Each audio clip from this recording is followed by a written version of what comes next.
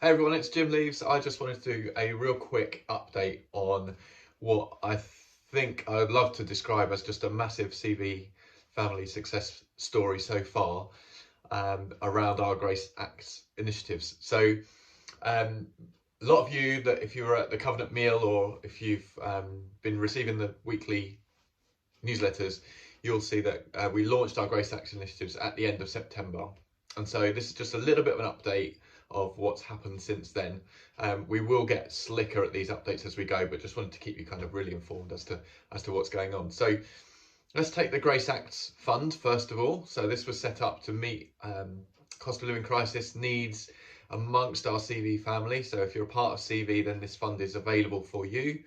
And also those in and around our local communities and our spheres of influence. So if there are families that you know that are on your doorstep or that are connected with you, there might be like your own family that have needs that have come about because of the cost of living crisis, or just other emergency needs as they come up, then this fund is available for you, and it's our way of living out Acts for as a New Testament type of church in Canterbury. So we launched that as an idea at the end of September.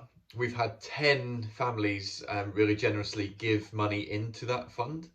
And we're actually in a position where we can meet the needs as specified in the criteria for around about 70 to 75 families already. Which is just mind-blowing if you think about it. So that can be small needs, it can be big needs. We've got some criteria laid out, but we can meet 75 families' needs as they come up and as they are introduced to us. How do you receive some funding? It's really simple as a process. All you need to do is reach out and make contact with your community leader, and they will be able to help you apply for funding. We not only have received some money, we have actually been able to meet some needs already. So this is the bit that we're really thrilled to get rolling with. And we've had 3 applications in so far, all of which have been approved and all of which we've already met the needs for. So absolutely thrilled with this. Some of those guys we know and love really well as ready. And just wanted to read out one of the questions that we asked was, what impact has being able to access this fund made to you? And so one of our applicants said, it's meant that I haven't had to worry about the other expenses that we usually have and missed any regular payments. It also gives us the option of travelling back to visit family members that were in hospital again sooner than we would have been able to without this financial help. It was a very emotional and anxious trip, and this has taken financial worries away from the mix. We can't express our thanks enough. So what an amazing, that's just one, what an amazing type of impact we're able to have when we kind of do this together. So what we really need now is more applications to come through, so that we can meet more needs, and we know they're out there. You know, times are crazy at the moment, so please speak to your community leaders. Make sure you're ear to the ground on how we can help with this fund, because the money's there to do it. On top of that, we're also actually applying for some grant funding, and so we've got an application in now. We're hoping to hear back, but that will help us with some of the admin running costs, some equipment for the Grace Acts Projects Days, which I'll come on to, and some promotional support as well. So rather than just me and my mobile phone trying to do this in a back bedroom somewhere, we'd love to be able to tell these stories a little bit more, and Roberto's helping out, looking at other funding applications that we can receive to kind of promote this stuff even more. So that's quite exciting. Please pray that that's successful. In terms of partnerships, we've got lots of partnership updates as well. So we've now successfully become an advocate church with an organisation called Acts 435.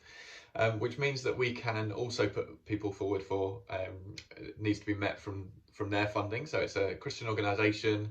There's a website called Acts 435, and if we get anything over and above what we can meet as a fund with our criteria, then there's an extra amounts there, and we'll also look at some of the local needs there and see if we can meet some of those as well. So that's there. We've also partnered with ASDA. So we've set up with ASDA, so if we do have needs that are food related or they're school uniform related, then we've got an account with ASDA and we can go and meet some of those needs directly and give vouchers out to those that are applying.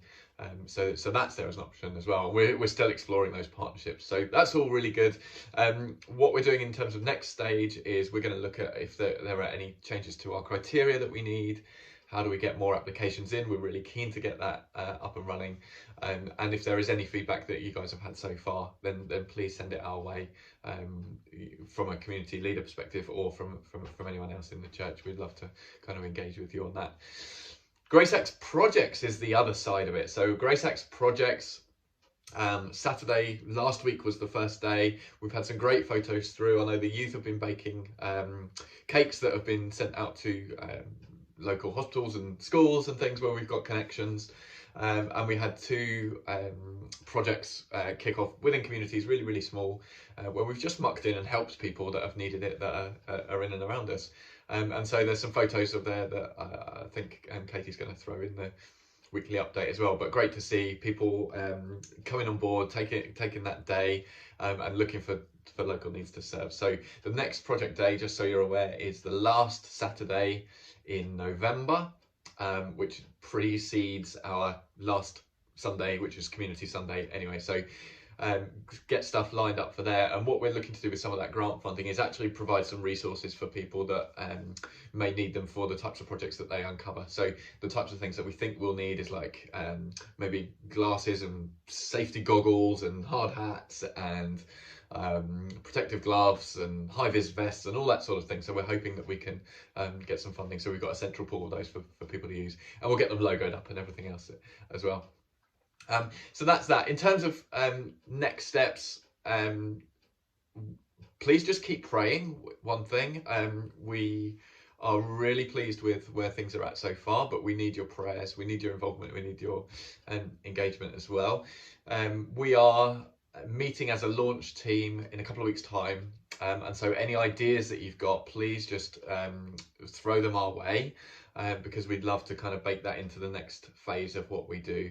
And I think that the next key thing is really to look at what does this look like going forward, in terms of maybe having a couple of steering groups that oversee the fund for one, and then the project stays for another. So if you're at all interested in that and have got time and you're able to commit some time to either the fund or the projects and the future of those and how they look, then please let us know. We're looking to get those set up probably by the end of this year, so we go into 2023 with some clear leadership on both of those areas. So that's all from me for now. If you've got any questions, please do reach out. You can just make contact with me through the email address, which is graceacts@canterburyvineyard.com, and thanks for listening.